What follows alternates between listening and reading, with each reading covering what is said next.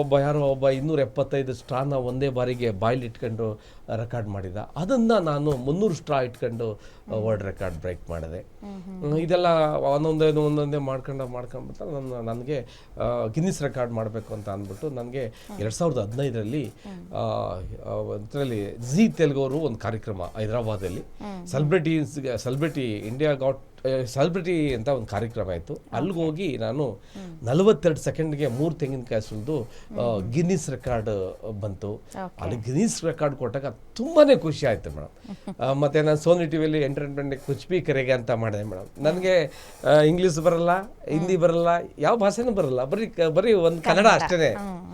ಅವತ್ತು ನನಗೆ India got ಟಾಲೆಂಟಲ್ಲಿ ನಾನು ವಿನ್ ಆಗಿ ಬಂದೆ. ಅವತ್ತು ತುಂಬಾ ಖುಷಿ ಆಯ್ತು ಮೇಡಮ್. ಹೆಂಗಾಯ್ತು ಏನೋ ಕನ್ನಡ ಭಾಷೆ ಇಡೀ ಇಂಡಿಯಾಗೆ ಗೊತ್ತು ಅಂತ ಇದೆಲ್ಲ ಪ್ರೇರಣೆ ರಾಜ್ಕುಮಾರ್ ಅವರು, ದೇವೇಗೌಡರು, ಇತ್ತೀಚೆಗೆ ಎಲ್ಲರೂ ಭೇಟಿ ಮಾಡಿದ್ರು. ರಾಜ್ಯದಲ್ಲಿ ಕರ್ನಾಟಕದಲ್ಲಿ ಎಷ್ಟು ಸ್ಟಾರ್ಗಳಿದೆ ಎಲ್ಲ ಭೇಟಿ ಮಾಡಿದ್ದೀನಿ.